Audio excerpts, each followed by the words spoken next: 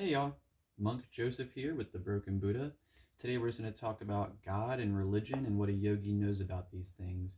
I'm simply going to share without any bias, just what I know about these things in like a speech style format. So I will try not to step on any toes here.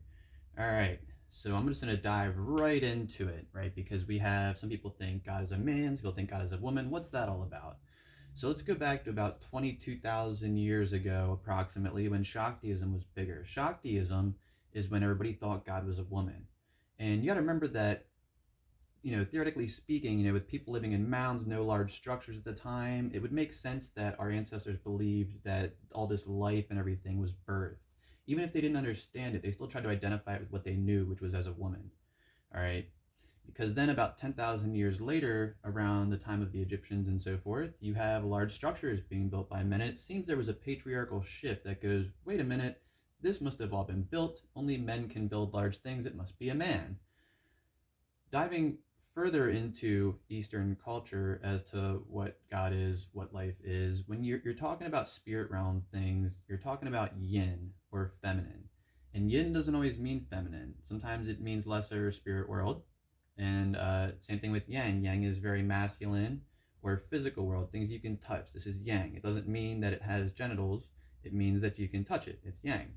So you need to keep that in mind when you're discussing these things, because our ancestors weren't stupid. We've been on this for a very long time trying to figure out our meaning in life. What is God? What are we? What are we doing here? All these things. All right. So it goes from Shaktiism is the oldest that I've found, which is the worship of the sacred feminine, into the more patriarchal religions. Zoroastrianism, at the time they were patriarchal. Buddhism was never patriarchal, even though there was a patriarch as the head. Women were allowed to be equals in the Sangha, to my understanding.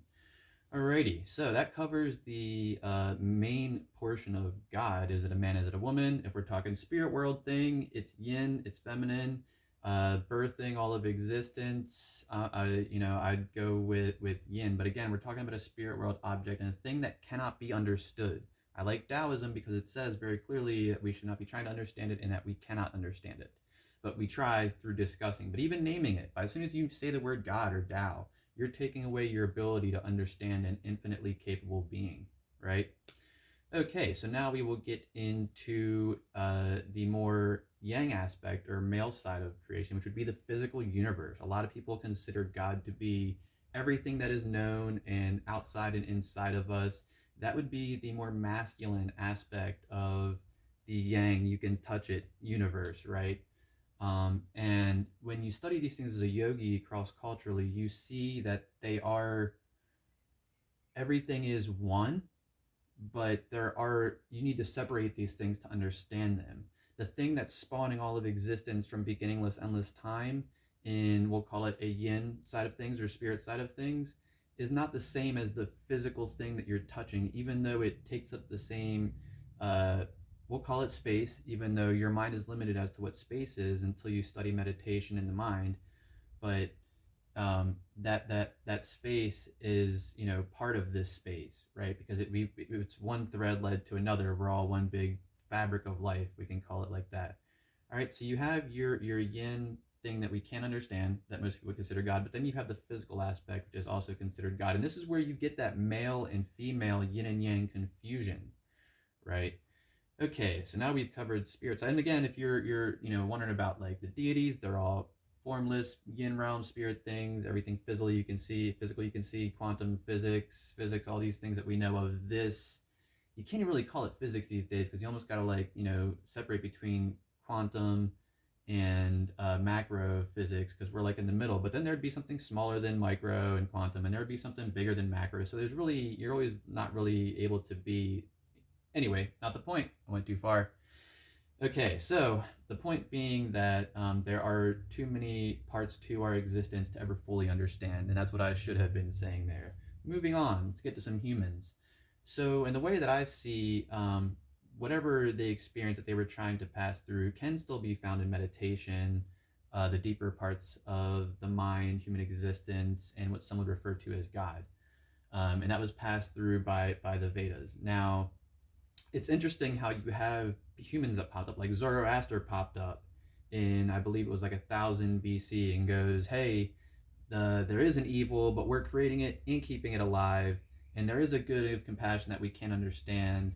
And I think the main point that I like to really hone in on in Zoroastrianism is that we are creating the darkness in this existence, and we are the ones who keep it alive.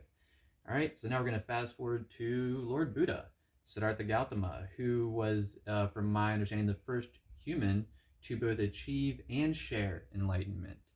Okay, and again, I'm going to be speaking at this multiculturally, multi-faithfully, very fast, so try to hang with me if you can. All right, so that covers the first human that discovered and gave us a path on how to get there. Next, you would have Jesus Christ, who, to my understanding of all things in all religions, I'm not saying this as a Christian, but the being that manifested as Jesus Christ is the Yang universe that you know of, all of existence that you know and see, manifesting as one being to show us how to do that thing properly, how to become enlightened properly, how to be a bodhisattva properly. This is my opinion of Christianity, not to be seen as something definitive. Okay. From there, you have a whole bunch of beings, whether they were Christ disciples or Tibetan Buddhists, Vedics, Hindus, Taoists. Everybody started documenting everything and trying to really lock in on what was there. And it seems that everyone got misplaced in nepotism and rituals, and even Calvinism. Everybody thinks that if you were born in their religion, you were born to go to heaven.